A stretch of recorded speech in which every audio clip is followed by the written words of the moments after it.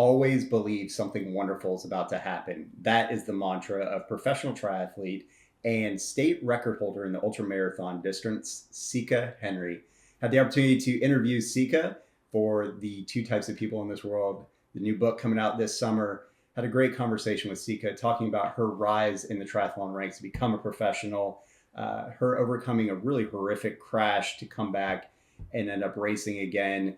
And when she talked about that mantra and that quote, what I thought about that is it really comes more from a place of sports. So when you look at sport imitating life, this really hit home for me. Looking at when things just aren't going your way, you're in a bad spot, you're maybe training for a race, I don't know what it is, but if you take that advice in life overall, I think it's a really good piece of advice and something to always keep in mind. So let's cut to Sika and hear directly from her.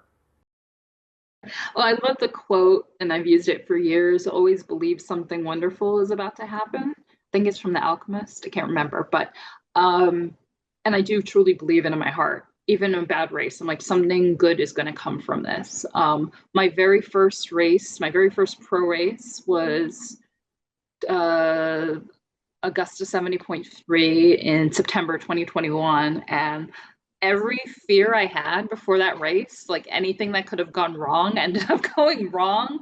I was last out of the water. I was last to my bike. I was cold.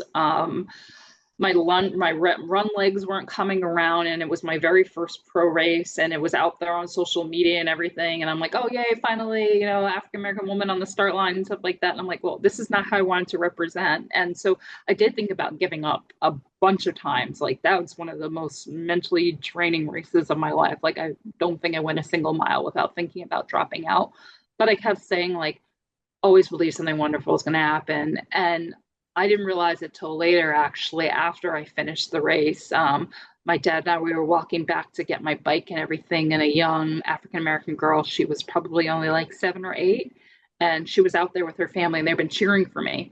And she was doing her first sprint triathlon, and I had like my medal and stuff on, and she was looking at it. I'm like, God, had I given up, I wouldn't have had that medal. She wouldn't have seen me out there.